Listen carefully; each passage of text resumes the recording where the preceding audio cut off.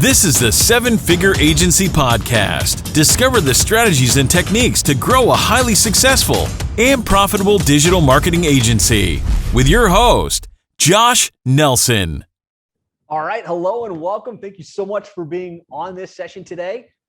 This is part of the Seven Figure Agency Podcast, where we're doing an agency success interview series where we interview highly successful digital marketing agencies from across the country on how they land clients, deliver results, and retain. And today I'm super excited to have with us Kyle Klement from Vet Marketing. Kyle, thanks so much for being here, man. Thank you. Excited to be a part of it. So I guess the best way to kick us off is just kind of tell us a little bit about you and your agency and kind of where you're at in the business at this stage in the game. Yeah, so vet marketing firm. We work with veterinarians and people in the animal health business. We also have part of our legacy agency that works with like medical doctors and dentists and ENTs and stuff like that. But we're really dialed into the niche. That's what our book's in. That's where we've dialed in. So we try to really just help veterinary practices grow. We like to work with the higher end practices that are trying to really make a big impact to the community. And we like to use the tagline, we want the ones that want to become leader of the pack. So that's what we try to operate and where we try to fit right now. I love it. So you've got a little bit of a generalist side. You got other, medical practices, but the niche is veterinarian clinics. Approximately, what's the size of the operation? How many clients? How much recurring revenue? If you're comfortable sharing that. Yeah, no, we're right around like 60 clients and that 90,000 a month recurring revenue right now. So awesome. Yeah. Awesome. So guys, you've got a 7-figure agency here, niche focused. And we just recently celebrated crossing the 7-figure mark. So give a quick woohoo or something like that for Kyle. Congratulations, man, on building a 7-figure agency. No, yeah, you guys were a big help with that too. So we came in on board doing right around, we came a little bit of a head start. We were doing that, like 45 range. And then, really we joined, just under a year ago. So we've been really seeing some good results and, just by kind of narrowing our focus down and really starting to take some of the processes and get them, it's all about execution. So we've been able to really dial that in and we've seen some great results. So yeah, we appreciate you and owe a lot of thanks to, 7-figure agency and your guys' team over there. Awesome, man. Well, I'd love to hear that. So let's talk a little bit about transitions, right? So you were at 45, now you're at 90. That's a big movement in about a 12-month period of time. If you had to talk about like 2 or 3 key shifts or changes that you made that helped to get that acceleration, what would those be? Yeah, no, that's great. So I think we were really trying to compete with our, like early on in the vet space, we've gone through a bunch of, highs and lows, it's been, there's been some challenges that we came across, but I think, one thing is that I think we were looking a little bit too laterally for a long time. Like we were trying to make our prices match, the guy's price down the street. And we were trying to, if this guy's charging only like $500 a month, we were kind of like putting this limiting belief that, hey, we had to charge $500 a month to compete, even though we were providing so much more value at the end of the day. So I think, one thing that we did is we really narrowed down who we wanted to work with. Like we know that we're not the best fit for everybody. There's, 36,000 vets out there just in the US alone. And those aren't all of our ideal, clients. And that's tough. You want to work with everyone. You want to help everyone. I think that's why we, got in the business, was to be really successful, but also a lot of us just like helping people and solving, tough marketing problems. And so with that, you kind of start saying yes to a lot of things and you start, maybe going outside of your what works and what needs to get results. So we were like kind of charging too little and providing too much. And if you're, I love under promising and over delivering, but if you're undercharging and over delivering, it's just going to create a situation that's not going to work out in the long run. So that was like really dialing in our pricing, having that confidence to kind of like charge more and touch the marketplace. That was a big thing. And then really getting narrow, like laser focused on who we wanted to work with. Love it. So it's a big takeaway, guys. We talk a lot about in the early phases, choose a niche and position yourself as the expert. But even within the niche that you're in, it's not enough to say, okay, I work with plumbers, or in Kyle's place, I work with veterinary clinics. What are the subgroup within that group that are the right fit? Like for us, when we were trying to work with all plumbers, we were chasing our tail. We were landing clients and losing clients.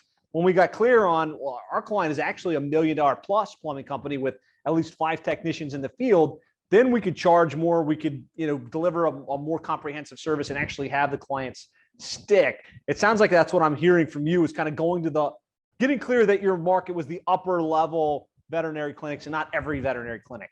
Right. And so like we want to work with the multi-doctor. So they call them an FTE. It's a full-time equivalent. So we want to work with like the full-time equivalent doctors practices that want to grow and want to become a leader in their space. And like we really like working with the independent, veterinary practices. There's a lot of corporate consolidation out there. There's a lot of corporate groups in the medical space in general, specifically in the vet space. They're seeing a lot of that right now. So we really like those independent multi-doctor practices that have, really set marketing goals, or at least know that they want to become like leaders and they want to eventually sell their practice one day. So that's what we're good at, like kind of coming alongside those doctors and helping them kind of get to the next level. Love it. Yeah. So good. So kind of being clear on your niche, understanding the dynamics of that niche. Sounds like it was a big driver. So one thing was charging more and kind of getting clear on who the ideal clients were. What were some of the other shifts? I think the big shift too is like with the team, we had to get, I think I've told you this before, but I think, there's, if you have, I've heard the analogy that like prop dusters won't keep up with fighter jets, and so like we wanted a team of fighter jets. And so like if a fighter jet tries to slow down to a crop duster speed, in terms of airplane analogies and stuff like that, it actually will fall out of the sky. And so when you have these like big ambitious goals and you don't have the right team on board, I think that's a big piece of it.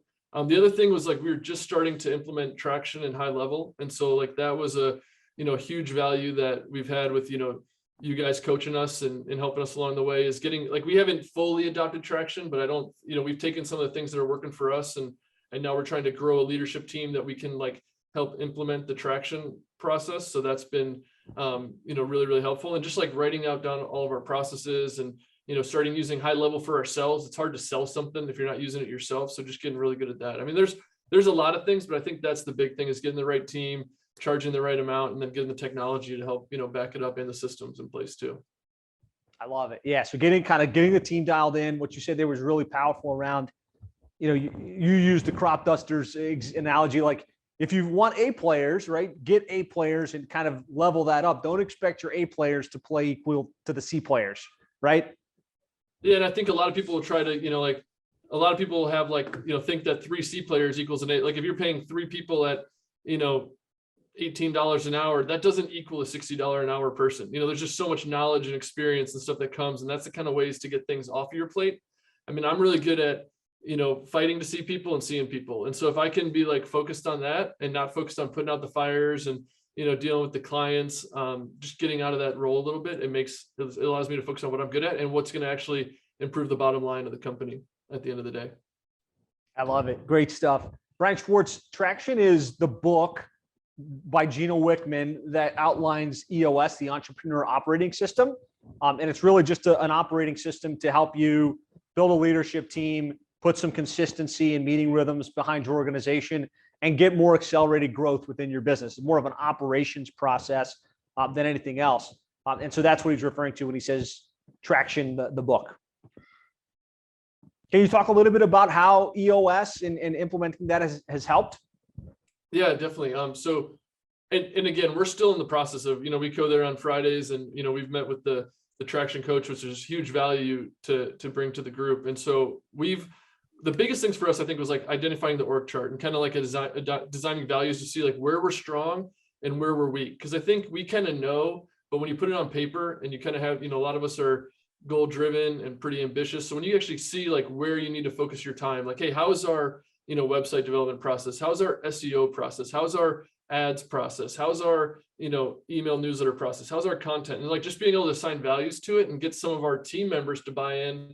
And like, I could think something's an 8, 9, or 10, but our team's telling me it's a 5 or 6 or even lower than that, then there's some, something that is not getting communicated correctly. So it allows you to kind of like jump in, identify that problem, and figure out where you need to work. So that's the big thing. And then I think, Traction being the entrepreneur or employee operating, entrepreneur operating system. So it just gives you like a framework that you can like, again, you need to have the visionary, which kind of identifies a name to what you've always kind of known is in your, entrepreneurial blood. And then, hey, a visionary needs to have an integrator. Those don't always need to be the same person doing the same roles, even though we wear those hats early on a lot. And then having just like the, the structure breaking down, having someone like own the sales and marketing, someone own the operations, someone own the HR and finance. And then even if it's you at first, but just know that that's where you're going to work to try to delegate. It gives you a target that you can be laser focused on in order to kind of work towards that, delegation, which I think is going to make you ultimately free up your time, let you focus on things you're good at, and delegate the things that you're not as good at. Yeah, love that. Perfect breakdown. So if you're in your agency and you're kind of struggling with the operation side of the equation, you're trying to figure out how do I get all this stuff done, and you feel a little bit overwhelmed, I highly recommend checking out the book Traction by Gino Wickman and the Entrepreneur Operating System. It will help you get those processes in place to scale. So let's talk a little bit now. We know that you work with veterinary practices and you kind of have gone to the higher end of the market. What does your service offering look like? What is it that you're offering and how do you package it? Yeah, so a long time ago, I think I read a book, Guerrilla Marketing, and he said that when you're in marketing, a third of your budget needs to go to building it, a third needs to go to managing it, and a third needs to go to marketing it. And so we've kind of, it's evolved since then, I think, but that's a good way for us to look at. So we build the websites, and then we're big on local SEO. That's something that we're really strong at. And then we're doing our new client ads to help drive them in. And then we're doing our content, the social newsletters, in order to kind of help work with their existing audience. So our new client marketing is really targeted around ads, local SEO, reputation management. And then kind of our existing marketing is really content driven. That's with blogging, newsletters, social media. And then, so those are the big things that we're focusing. And then we have a really strong, web development department too, that we do, most of that in-house. Awesome. Can you talk a little bit about kind of how you package and price for that in the veterinary space?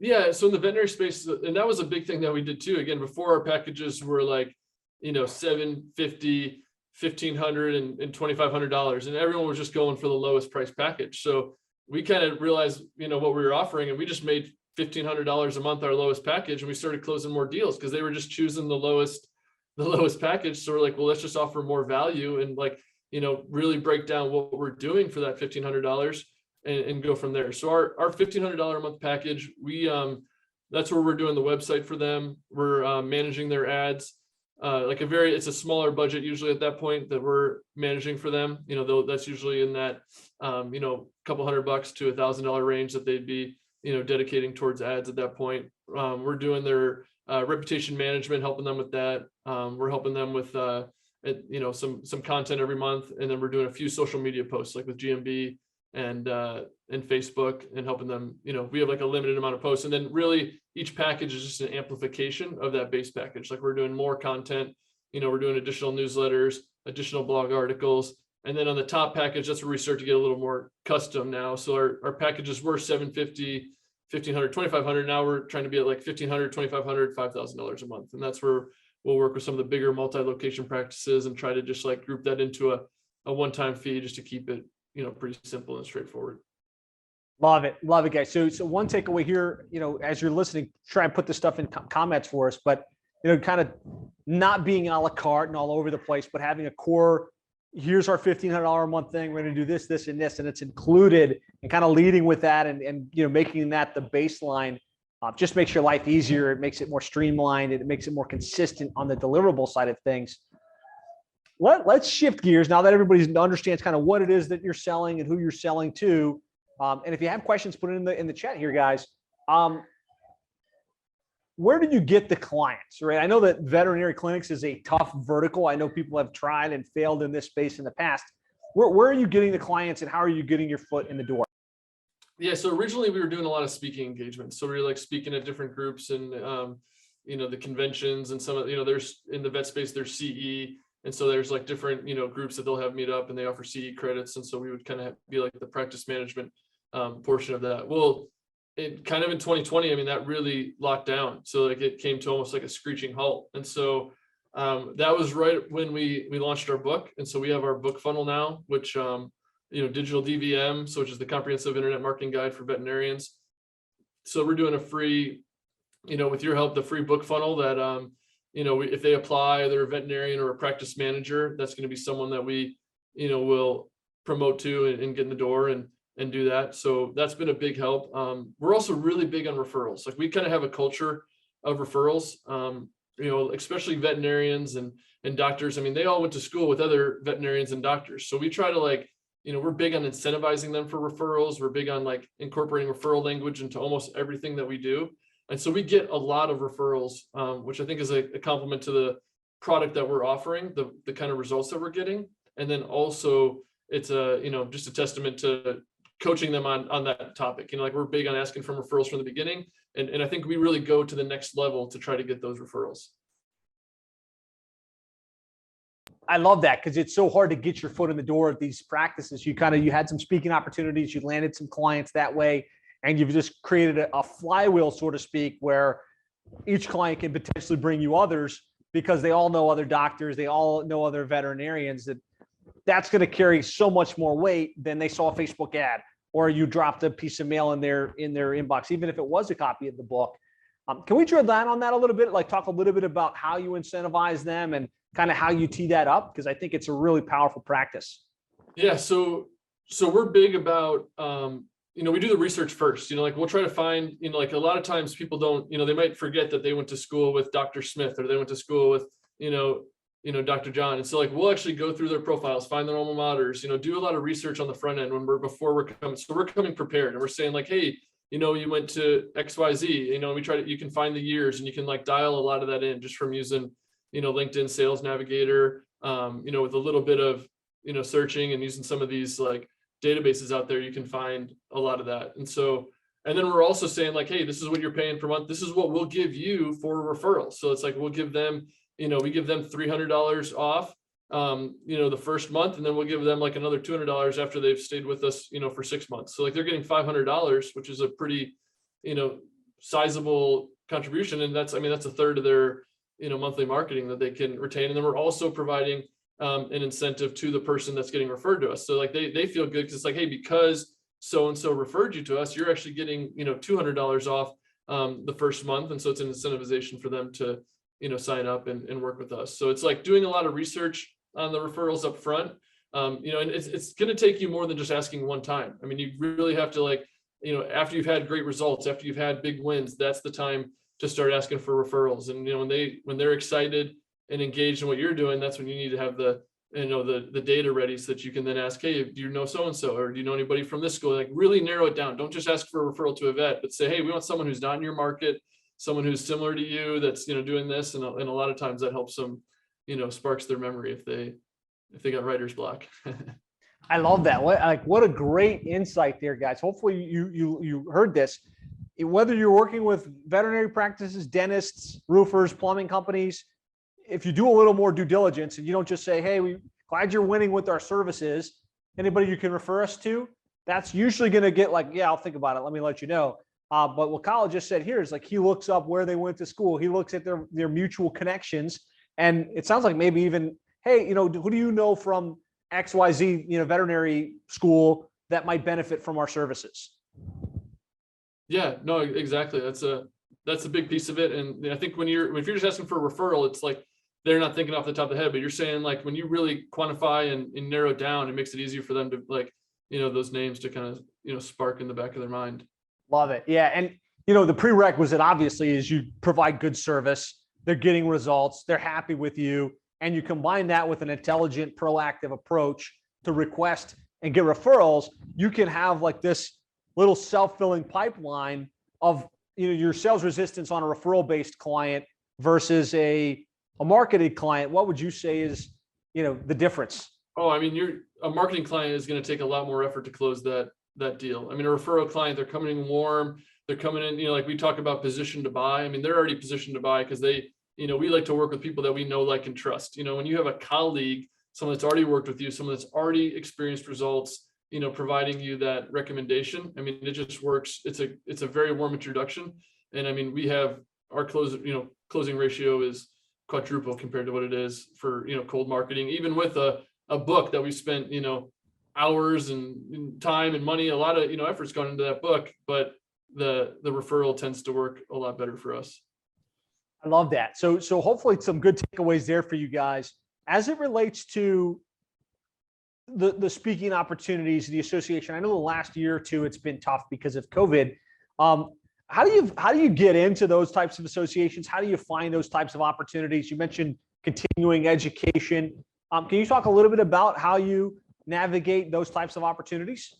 And there's associations, and there's also like vendors, and those are our two biggest avenues. Like in the vet space, there's a lot of like pharmaceutical companies, and so they want to have, provide value to their, their customers, which is veterinarians. So we both have the same customer. So they might, offer to have us speak at a group, or there's, buying organizations that want you to speak at a group. And so those, it's just networking. It's putting together a CV, doing content like this, so that you can then submit it. They want to know at the end of the day, they want to provide someone who's going to provide value to them, but also someone who's going to be a good representation to them. So like being professional and having that content out there, they're going to know and have like kind of a glimpse of what they're going to get and who they're going to see. So that's a big piece of it there. And then that other side is finding these organizations and associations. If you have a book, that's a huge piece. We have 130 pages of content that we've, put together, between 2 pages. So sending them that book is really valuable to be like, okay, here's some topics. And if there's anything in there that they resonate with, or they know that their audience is going to resonate with, that's something that can work really well in helping you get your foot in the door. Yeah. So good, guys. Oftentimes when we think about creating content, whether that's publishing a book, doing webinars, being on podcasts, or putting out podcast content, sometimes it feels like you're just putting stuff in the ether. And it's like, yeah, some of it has a direct response component, which is good. But some of it, it's just like, I don't know how that's going to materialize, but it will position you in the industry. And that positioning is what makes those types of speaking opportunities possible. And when you get in front of your ideal audience, whether at a live conference or on a Zoom webinar or something in the industry, you're looked to as an expert. And the expert, everybody's willing to pay premium to work with the expert in their space. Yeah, and I think a lot of times people are like, oh, they're, so-and-so already has a lock on that speaking, or, there's a couple speakers in everyone's industry and everyone's niche that they know, like you for the plumbers and, other guys in their niche. But like those organizations, as great of a speaker as you might be, or this other guy might be, they're always looking for fresh faces because they want to get different versions, even if it's the same topic. Just to offer that alternative perspective is really valuable. So I think it's important not to be like, don't have that limiting belief that someone's already in there, you can't get in there, you can't speak. I mean, they're always looking for these new perspectives. So if you spend time on your pitch, that can pay dividends a lot of times. 100%. I love that. Takeaways, guys, put them in the chat as we're going. I think there's been some really, really salient points. I think, Kyle's a great example of going to 7 figures in a very tough niche where it just cold calling into veterinary practices would be a very, very hard, if not impossible thing to do, where he strategically positioned himself in the industry in through referrals, which has helped really accelerate the growth. So I think that's a powerful, powerful insight. Okay. So we've talked about, how we're landing these clients today. I would love to kind of just rewind back a little bit for those that are on the call that maybe don't have their niche yet and don't have their first handful of clients. How did you wind up in the veterinary space? And like, what was the approach to get your first seed clients in the industry? So I had an advantage there. So at the time when I first started, I was running a marketing agency, and I met a veterinarian that had some marketing background, and he had some connections in the vet space. So we partnered up early on and into the vet space. And so he had some connections that was like, hey, Kyle's the marketer, Kyle's the Google certified, AdWords expert. I'm a veterinarian that knows about marketing. So we had a warm introduction to these vet offices. So it's actually pretty cool. When we decided we were going to open the business, our first deposit into our bank account that we set up was a client's check. So we actually got the check. They paid us a $2,500 deposit. I know exactly, the vet, they're in Gainesville, Florida. And we deposited that into the bank account, and that was our operating capital to get that was started. The seed funding for the business. I love it. Exactly the same in ours. I love to hear that. Yeah, so that was our seed funding, and that's like we knew we were on the right foot, right? Someone wants to pay us for our expertise. We've both been, done some consulting on the side, so we knew we were going to be good at it. And then it just kind of took off from there. And then that was where we got the big client, the clients early on, and we grew really, really fast early on. And then that's where we hit some plateaus, and that's kind of where we started to, you got to reinvent yourself a few times and, make some changes to do that. Yeah, I love it. So this is a more strategic approach, right? How hard would it have been for you to get it off the ground in that space if you didn't have a veterinarian that you were aligned with, or if you were just trying to go it on your own?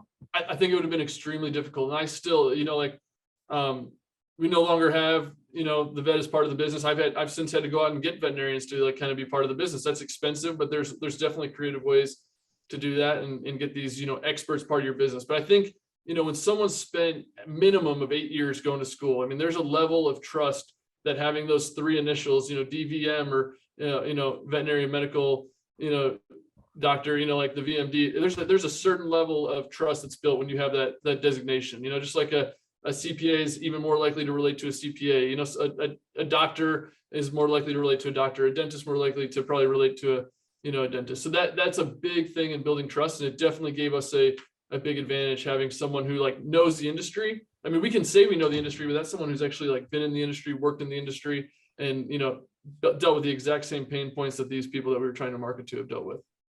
Yeah. So I know you kind of stumbled into it this way. Do you think if somebody was in thinking about, let's say, entering chiropractic or thinking about entering legal, do you think they could align in the same way strategically with somebody that's already in that space and maybe make them some portion partner or something along those lines to create a similar outcome? Yeah, I think there's a lot of consultants in these spaces that have, a good base and have a lot of connections. So like that might be someone, especially, I think you have to find that person that doesn't offer the same things you do. If you're great at sales, you probably got to find someone who like doesn't quite have that piece. Or if you're great at marketing, you don't quite have that piece. So I think that's where, finding those people that you can align with, and kind of like, latch onto and strategic partnerships is what I like to call them.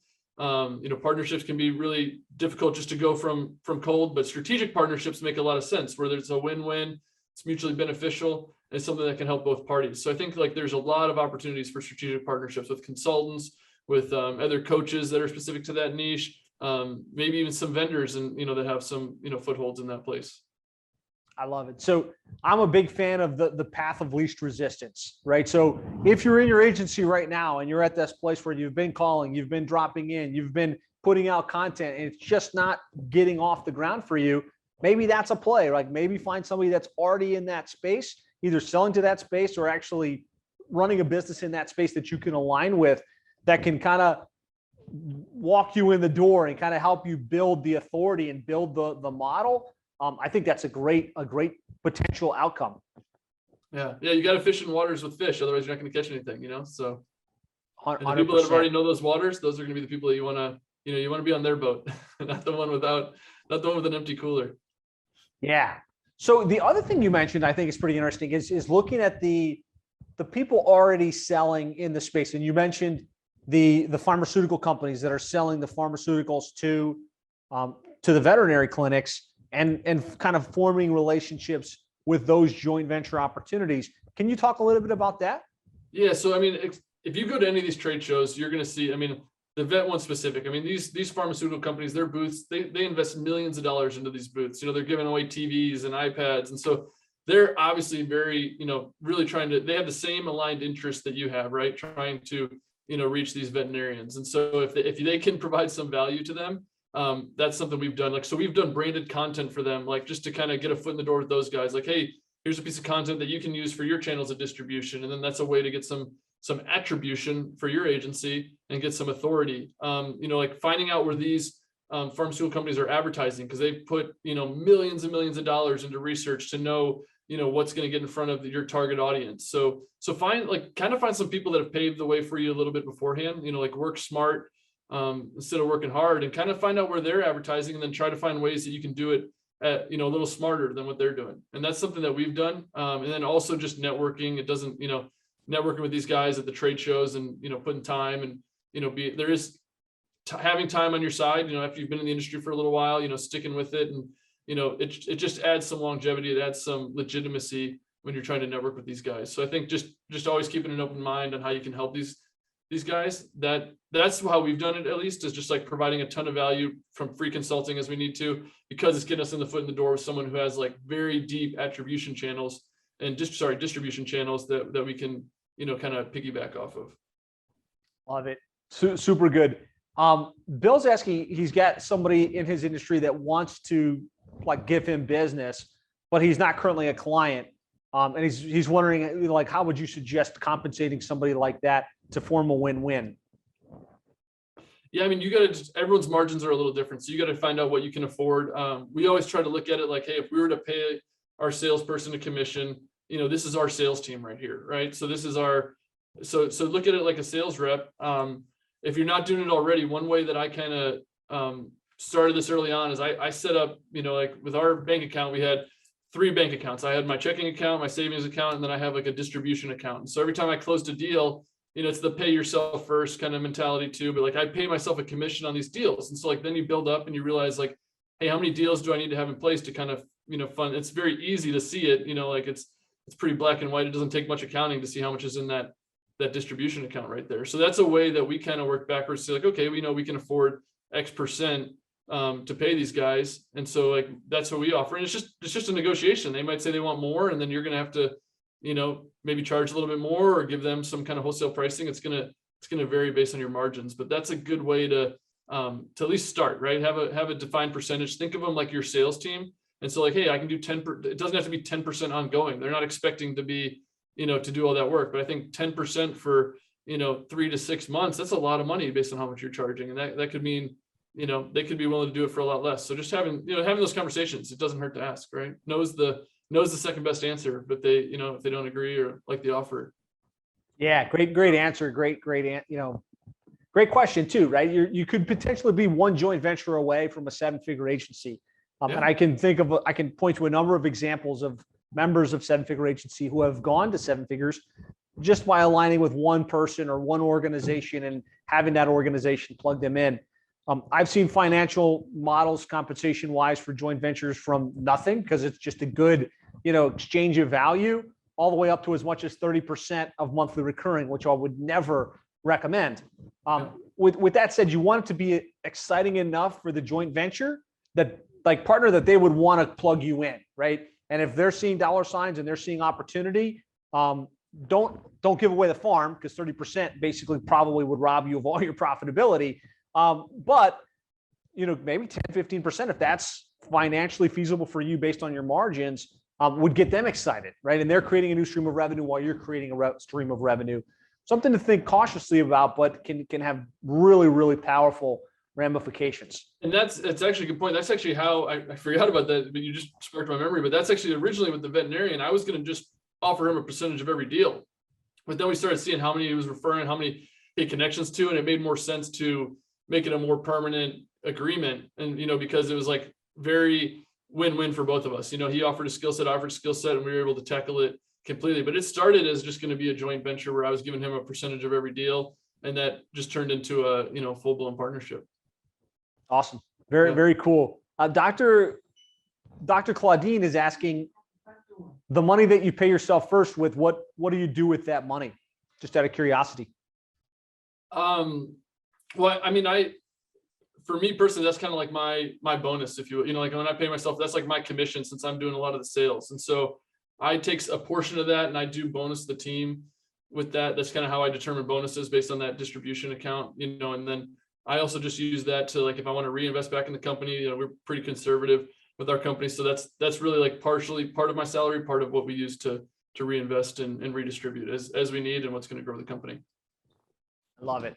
Okay. So we've talked about the service offering. We've talked about how we're getting clients. Let's talk a little bit about the delivery side of the equation. What does your model look like in terms of fulfillment and team? Yeah. So we're big on, like an analogy that I always use is like, you can't, we got to have like two points for a line, right? So you got to have like your destination and then where you're going to go. And then that's what, so I say that because like we do a local SEO audit first. Like, so we kind of sell the audit. That's a way for us to get our foot in the door. It's something that we can, discount as needed and, to offer a lot of value. So that audit goes into like really detailed, depth. It's something we used to do for free, but it was like giving them like the game plan of what we're doing moving forward. So it's something that we do charge for now. And so that's something that we charge, anywhere from $500 to $900 for that. And then we apply that towards their first month if they decide to go with us. So it's like a great way, just like, hey, look at all these things we found, all these inefficiencies in your current marketing campaign. it's also like, we're not afraid to, like, if they're not a good fit and they have everything figured out, that allows us to kind of say like, hey, you're in good shoes. If this ever changes, or you ever want to, do more advertising, more, get to the next level, it creates a very honest approach, and it makes us not look desperate. I mean, you can never look desperate when you're trying to land your clients. And so like, that makes us look very confident in what we're trying to do. And so with that audit, that's something that we're able to like kind of really see like what's working, what's not working. And then that audit then becomes our blueprint for what we're going to implement on the local SEO side. It tells us what's going on wrong with their website, what's going on with their local SEO presence, what's going on with even some of their advertising, if they're doing it, and even their reputation. So we kind of hit all the metrics that we're doing. If they're doing duplicate content versus organic content, that's stuff that we find out in that process. And so then after that, we'll do like an onboarding agreement, build the website. We like to take the website on ourselves. There's certain times where that's not possible if we're dealing with a corporate group or someone who has some processes in place. And so we have two different systems if we're taking on the website, building it ourselves versus trying to work with what they already have. Awesome. Dr. Tam is asking, do you have a name that you call that audit that you're selling for the 500 and 900 on the front end? We just call it the local search audit. So it's pretty, straightforward. I mean, our name's the vet marketing firm. So we're not, we keep it pretty black and white. You know what you're getting. So put it on the nose, right? And there's nothing wrong with that at all, right? Exactly. Excellent. So, all right. So you run the audit, then you get the agreement, you get the ball rolling. What does the operational team look like? Do you have virtual assistants? Do you white label? Do you have an internal team? Is it a mix of everything in between? Gotcha. Yeah, we're mostly internal. So we have most of our teams here in St. Pete. Like all of our account managers and project managers are actually here in Florida, within the Tampa Bay area. We have an office. So we have like our account managers, our social media, our SEO, and then are all here in-house. But we do something that's a little different, where we have a really strong internship program. So we're always having interns in our system. It's something we just like to develop people, grow into people. That's one of the parts that I really enjoy about the agency. So a lot of our team has even started here as interns, but because of that, we hire like I call them full-time contractors because they've been with me for 9+ years, but they're our subject matter experts. Like we have I think one of the best SEO guys in the industry works for us. Our operations guy, he also helps with some of our ads. And so he's like, I consider him like a subject matter expert. And so there are people that, are not necessarily putting in 40 hours a week at times, but they're able to really help us like develop this talent and get them like really trained and adapted to our processes. So like our fulfillment team, our account managers, a lot of them started at a junior level, but then have worked up and grown. And we just try to hire people that there's a book called Raving Fans that we try to get everyone to read. And it's like just really about providing that kind of like Chick-fil-A type service that, Zappos, Nordstrom, we kind of have, that kind of service. And so like if people have those qualities, we'll hire them, and then we feel like we can develop the technical skills. And we do that by having subject matter experts in place. And then all of our developers now too are in that if our developers don't want to work in the office, then they're contractors, but we treat them really well. We treat them like employees, still bonus them out, and try to give them time off, paid, not PTO. You got to be careful with, talk to your HR person about how what defines a contractor versus an employee. But we let them kind of work on their schedule, but we give them like a really great work-life balance at the same time. And that's kept these contractors with us for a long time and kept them really loyal. I love it. As it relates to that internship program, like what schools are you pulling from? And then are they free interns or are they low paid interns until they prove their value? Kind of talk a little bit about that, because I think it's a great concept. Yeah. So, I mean, we're in St. Petersburg. We got several schools close by, then we got University of Florida, UCF, USF. We got a USF right here in downtown St. Pete. So we're just always advertising for interns. I pay them $11 an hour, which is like a pretty fair wage for an intern. And, we were like, we'll try to take one every semester. And then, a lot of times those are people that have just, stayed with us, and now they're, coachable. They've learned the system. And so then we, we'll hire them and grow that route as we continue to go. So I love that. So you're not telling them, hey, look, come work for me for free. And I'm going to use you as much as I can.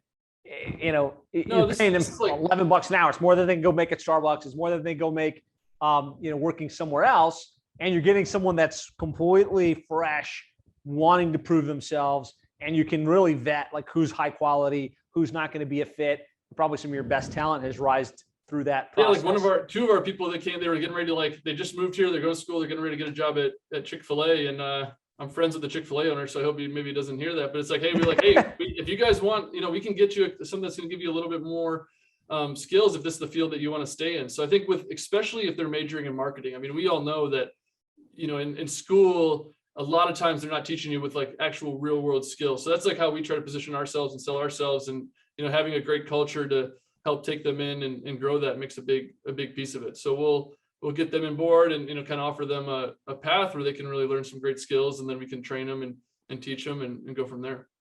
I love it. So logistically speaking, did you connect with the school and like come up, like connect with their internship program? Yeah. So several of the schools have job boards, and they do like kind of like digital career fairs. And so you become an online vendor, and you can get paid, like not paid, sorry, but like approved internship credit. So they can actually, like, a lot of these schools are required to take a course in like internship, and they get credit for it. And so like it's a very easy process a lot of times to sign up for that. And so we've done that with several schools that we've seen, had some good candidates come through. And so that's worked out really well for us. And then by doing that, then we have like a steady stream, but we've also just like get the word out, like refer with your local church, your local, anything you're involved with, like anything that has like a community of young individuals that are trying to, get out there. It's just a great way to see if they're going to be a good fit for you, and if you're going to be a good fit for them, and kind of get that culture, dialed in early on. Fantastic. Great share, guys. If you're not looking at it, you can find good talent, people that are taking their education seriously, and still not pay premium like somebody that's already graduated. You're going to be looking at, $45.50 versus $11 an hour. Yeah. Super cool. All right. So Nick Mays is on with us. He had a question, and he's saying he likes the idea of that SEO audit. Can you kind of walk us through a role play with us, how you sell or position that audit at the front of the sales process?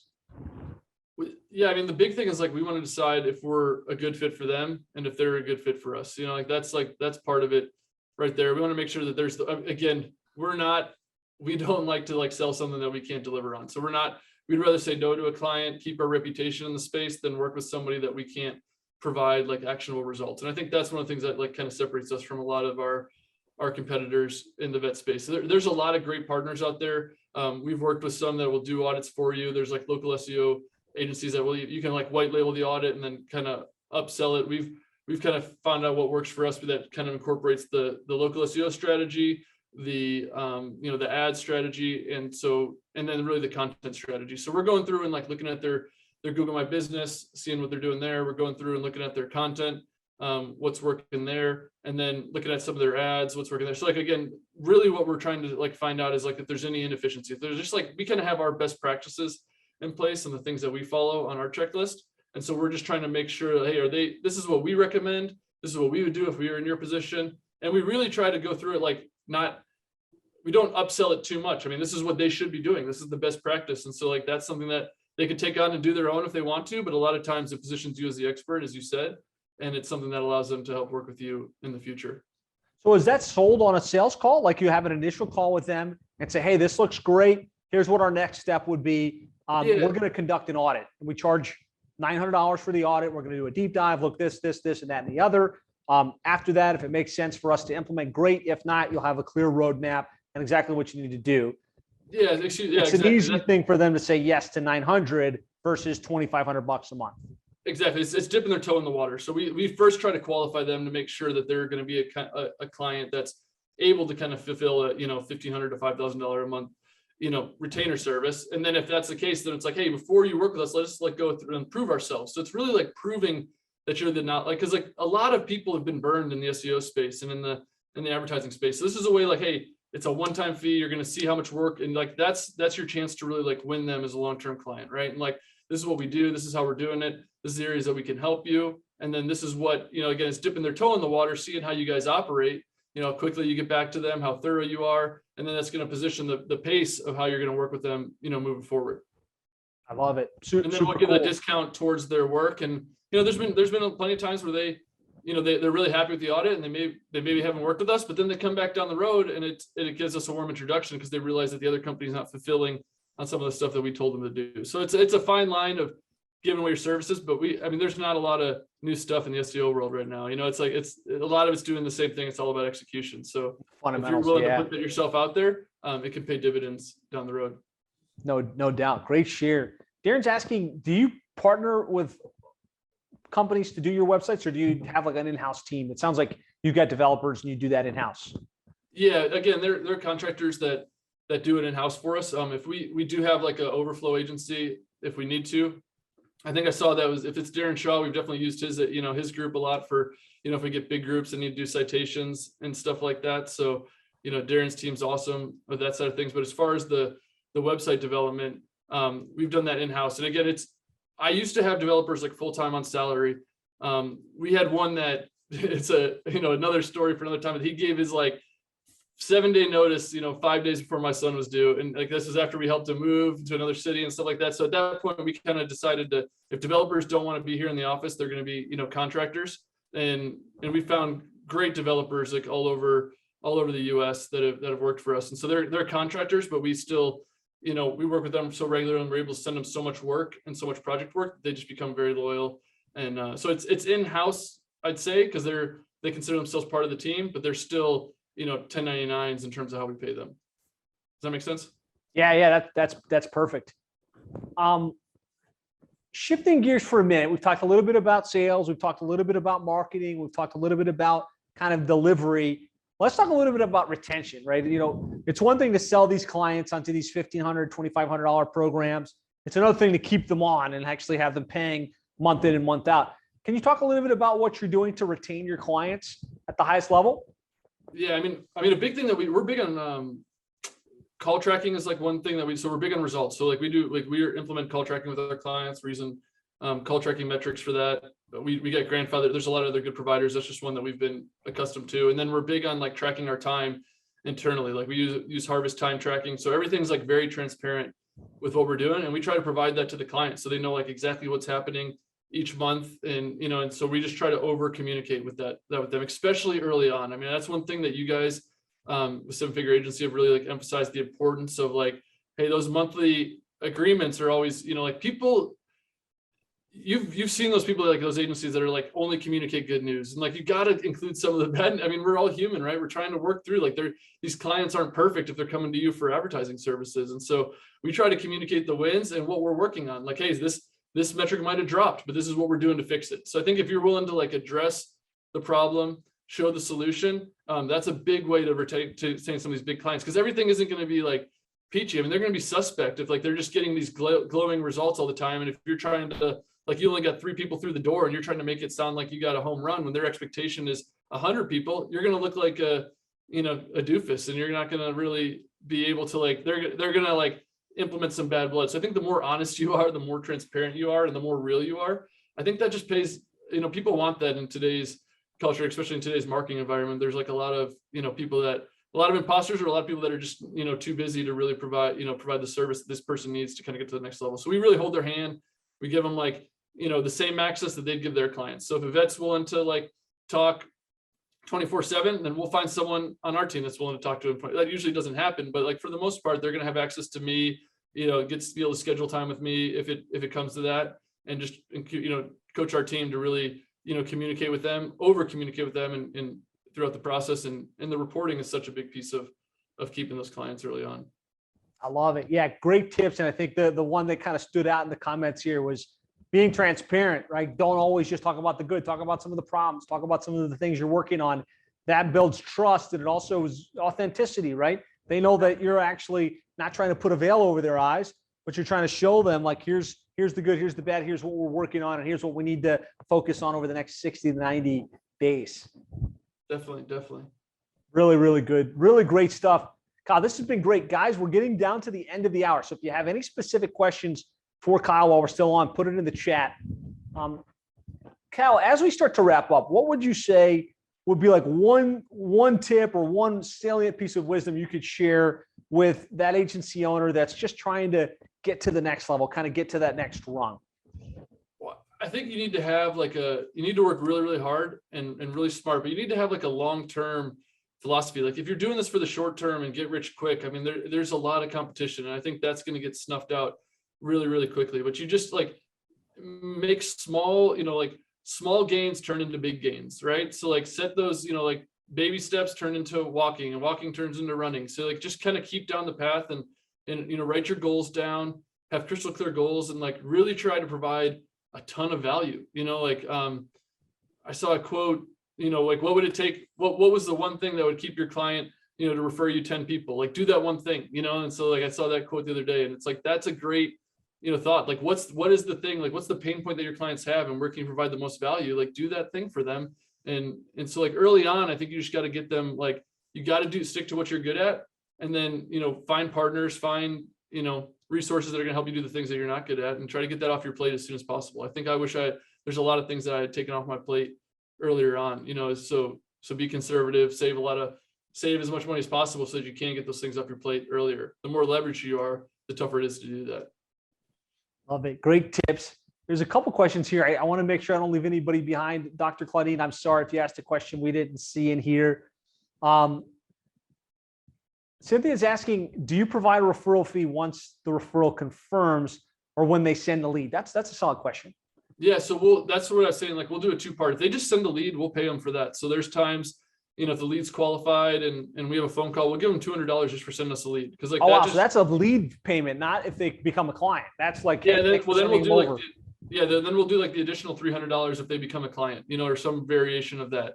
It's not completely black and white. Obviously it depends on the lead, and we do our research on that too, but we pay them because we want them to be encouraged to send us more. It's not up to them if they choose us or not. We think that, that $200, we kind of know our cost to acquire a customer. So if we can still get that in for $200, that's still, about what we're paying for, some of our leads that are coming through the door anyways. So 100%. Great point, guys. And you might feel like $250 for a referral. That's a lot. Even if they don't close, I'm going to, pay too much. But the reality is through Facebook ads, through Google ads, you're spending at least that much probably to get an appointment with the qualified prospect. And a referral is going to be your most qualified prospect. Right. And if your time's worth, X dollars per hour, you can work that backwards pretty quickly. Mark's asking about channels for inbound marketing. What channels are you using? LinkedIn, SEO, like what do you have in play? Yeah, we're using them all right now. We're using Google, pretty heavily. We're using Facebook, and we have a pretty big email list. So that's helped us, we've really cultivated that list. LinkedIn does work well, but it's LinkedIn has not been for our niche. It hasn't been as great for getting clients in the doors. It's been really good for like building connections and, partnerships and that kind of stuff for us. But all of them, yeah, Google, Facebook, Instagram are the big ones for us. Newsletter, our newsletter, and then LinkedIn also.